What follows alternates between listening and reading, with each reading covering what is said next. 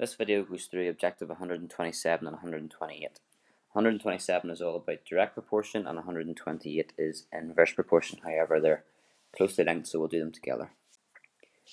When two values are related to one another, they are said to be proportional. If, as one value increases, the other increases at the same rate or in the same ratio, the values are said to be directly proportional to one another. If, however, as one value increases, the other decreases by the same ratio, the values are said to be inversely proportional to one another.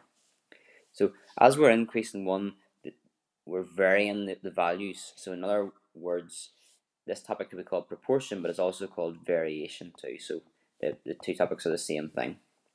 Let's look at an example of direct proportion. It takes 110 minutes to cycle 20 miles. How long will it take to cycle 8 miles? Well, we can use sort of the unitary method here, and we know that 20 miles takes 110 minutes. If you divide by 20, that will work out how many minutes it takes to go 1 mile. So 110 divided by your 20 gives you 5.5. So 1 mile is 5.5 minutes. So if you wanted 8 miles, you do 5.5 multiplied by 8, and you get the answer 44. Okay, now I've split the screen here because sometimes these questions lend us hand to doing it non-calculator methods as well. That might not have divided as nicely. 20 and 8, they don't fit into each other, but there's a close relationship anyway.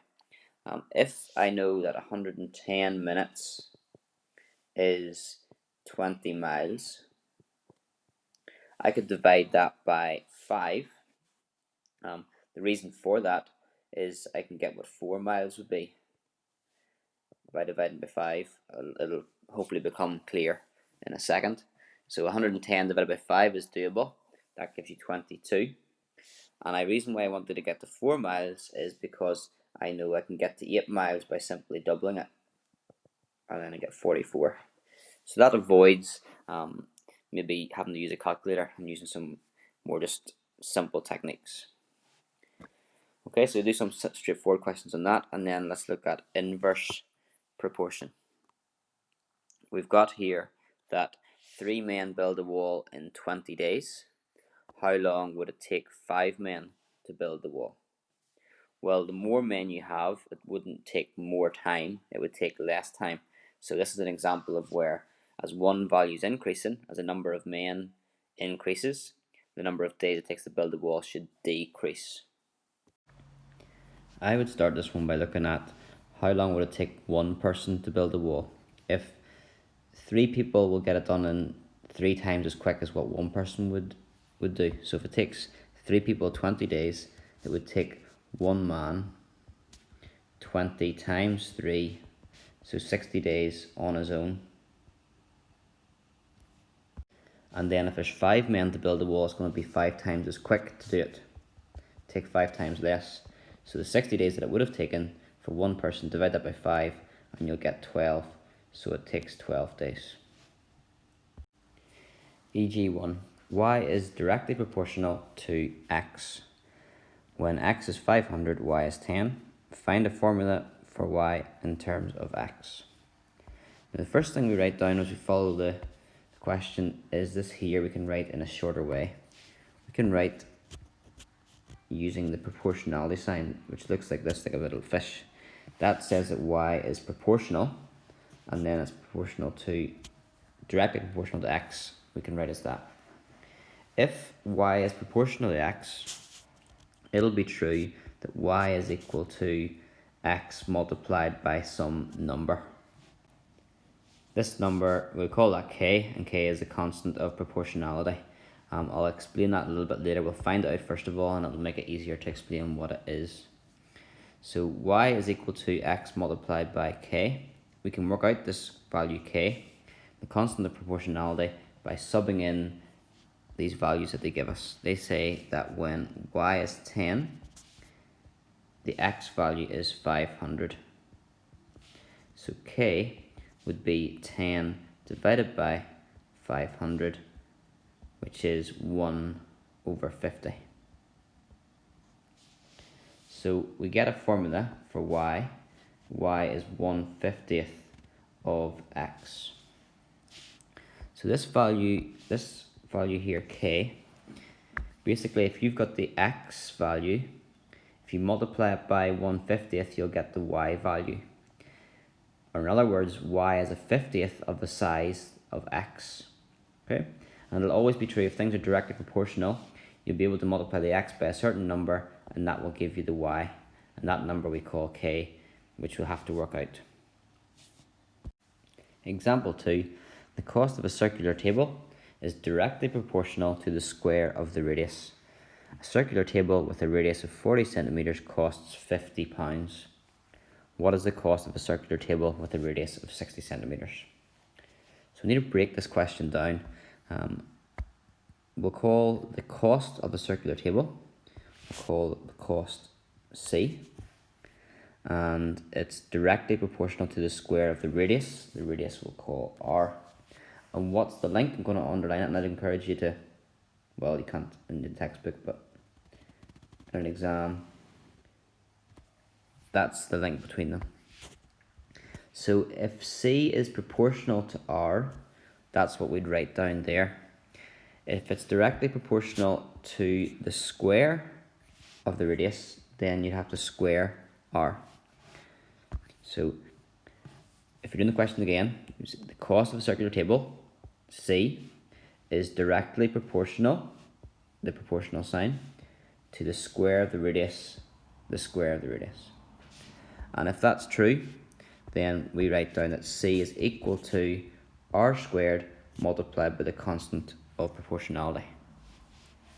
To work out the K, we'll need to use information that always will be information in the question, so you can work out what K is. And the aim is to get that formula so we can then work out what the question is actually asking us. What's the cost of a circular table with a radius 60? So we sub in that R is 40, C is 50. So 50 equals K 40 squared. So 50 equals 1600 K. So if you divide 50 by 1600, you end up with 1 over 32. So the formula, if we're going to work out anything, is going to be 1 over 32 R squared. If you wish, you could also write that as C equals R squared over 32. Doesn't matter. We can then use this formula. The formula works out the cost, and we're trying to work out the cost when the radius is 60 centimeters. So we substitute in 60 centimeters.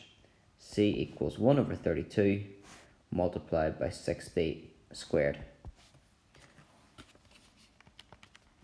And that gives 112.5. And that's a cost, so that'll be in pounds. And we make sure we've got the pennies in there too. Now those two examples have direct proportion. The first one was just directly proportional. The second one was to the square. We can represent those on a graph. We could plot them. So if we plot something that varies directly or is directly proportional, as it was in this question, you get a straight line. Because we've got y equals 1 over 50x, that's like y equals mx plus c. It's a straight line graph. The gradient of that line would be 1/50. So this graph here actually would be a lot flatter. The gradient would be a lot lower down than that one. Okay, but if you see a straight line, if you're plotting two variables, you will know that they are directly proportional. If you get this quadratic shape, you'll know that they are directly proportional to the square, because that looks like a quadratic graph with that sort of upwards shape. So that's like this one here. C equals 1 over 32 R squared. If you were to plot C against R, you would get this U sort of shape on the right hand side. It would go up vertically. So that is the graph of direct proportion, and that's the graph of directly proportional to the square.